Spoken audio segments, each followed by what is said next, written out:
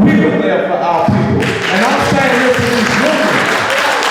these unions, to the rank and file members of the unions.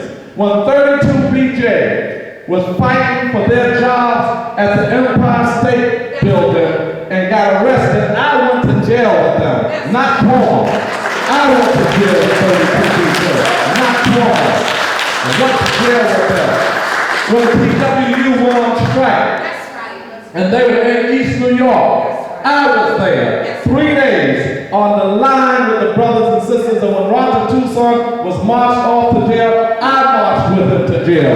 Not Cuomo, not Palladino. We were there. When DC 37 wanted some legislation that allowed them to deal and change the residency requirements so most of their workers can live wherever, I was pushing that in the city council. Speaker wanted to hold it up, I was there for that. Not Cuomo. 1199, when they're fighting for health care, when they're fighting against the government taking their pension and benefits, Cuomo wasn't there for them, Palladino wasn't there for them, I was there for them, fighting for quality health care, fighting for their jobs.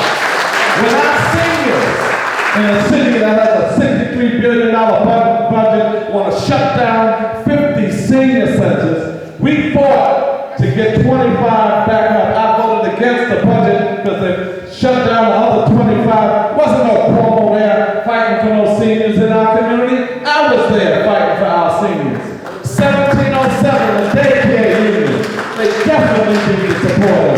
Shutting down daycare centers. I was there fighting. Not Cuomo, not Palladino. Don't ask us what we're going to do for you.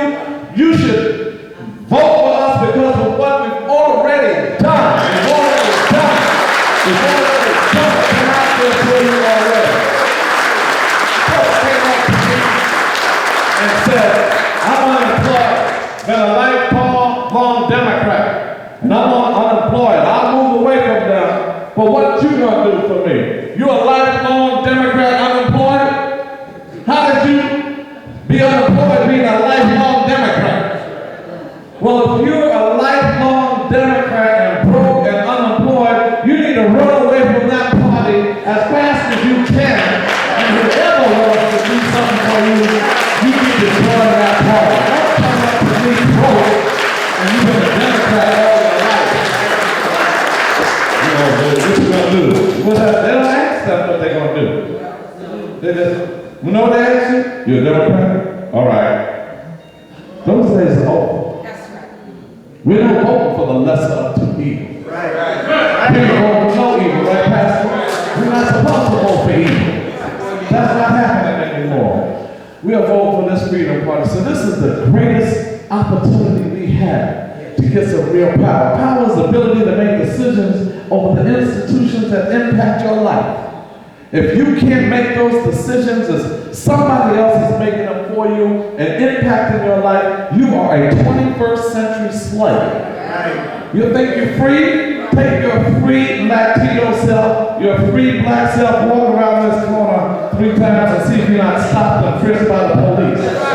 You can't even freely walk in your neighborhood. You think you're free? You'll get some free health care. I went to Cuba. Went to Venezuela. Health care is free. Education is free. They subsidize transportation. We come here, you can't afford to be born. And you better not die. Because funerals are too expensive. Pastor, we have to save up money so we can die. Because we can't afford to die. It's too expensive. Too expensive. That's why I'm trying to stay in good shape, because I don't have the money to die. Not in America, can't afford it. So we're saying to the Freedom Party, we're the only party that's going to say to this state, see, honestly, I know y'all clap and call me governor, but I really can be the best governor this state ever had. I can really do that. We're the only party that's going to say, how do we get to free tuition for CUNY and free textbooks? I can show you how to do that. I can show you how to do that. I'm not talking about putting pie in the sky because we're the Freedom Party now everything is not a bad idea, but I'm talking about how that can really happen. They had free tuition at CUNY when it was white. They had free tuition at CUNY when it was white during the Depression. During the Great Depression. During the Great Depression, they built 3 new CUNY schools during the Depression. So why is it when it becomes us, we have to impose tuition?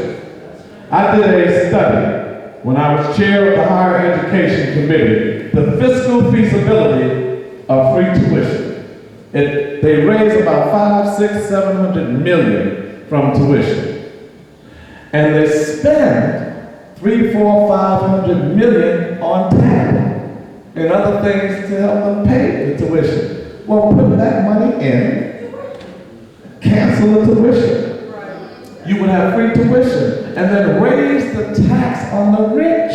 Yeah. They got the money. They got the money. You know, they tell you that they're broke. They're telling you they don't have money. Broke. A $136 billion budget, you're broke. A $63 billion city budget, you're broke. $800 billion for the Crooks on Wall Street, and you're broke. $170 billion for the automobile industry, and you're broke. $2.5 trillion for Iraq, $2.3 trillion for Pakistan and Afghanistan wars, almost $5 trillion on war, and you're broke. You don't have any money. How is it that you pay crooks on Wall Street who need to be getting bail money to get out of jail, not being bailed out for failing the economy, and they don't have nothing for you? How is it that they built this Yankee Stadium in the Bronx? Yankee Stadium in the Bronx. A bunch of capitalistic exploiters, racist exploiters. Yankee Stadium never developed the Bronx. All around Yankee Stadium, it was poverty. And Steinbrenner is sitting up there making billions of dollars off the Yankees. Took out McCombs Park, Parkland, took it from you, promised you jobs. You didn't get nothing. You didn't get those jobs to build a stadium for some rich boys to play baseball in, and all around it, you're in the most economically depressed, repressed neighborhood in the nation, and they got a nerve to build Yankee Stadium. Yankee Stadium, well, I voted no on that one. Only me and Helen Foster, all the city council members, voted no on Yankee Stadium. We can't let them continue to control all of the wealth. We got to call for a more equitable distribution of wealth. See, we're not in this just for jobs, and believe me, everybody's going to come to you and have a jobs creation program. All of them know how to do that. It'll be tough. All of them are going to have health care plans and economic development plans. It's about jobs, jobs, jobs. We got to better our schools and all of that stuff.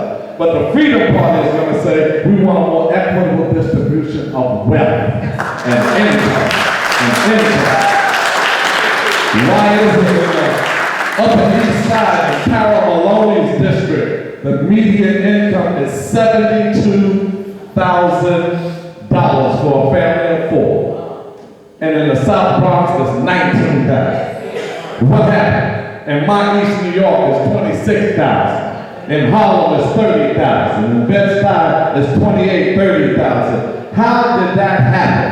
How come in white neighborhoods, it's $60,000 and $70,000 and $72,000, and our neighborhoods is $19,000 and $28,000 and $25,000? That is racism structured and institutionalized, and the Freedom Party is going to deal with it.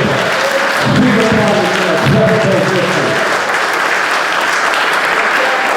Less than 1% of the people in this state, less than 1% of the people in this state, 63,000 people, make $500,000 or more.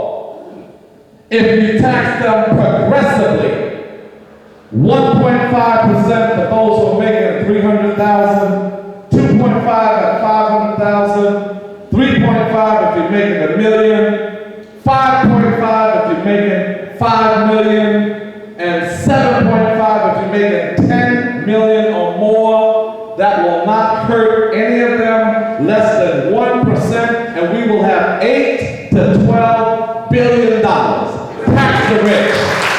Tax the rich. And it won't hurt them.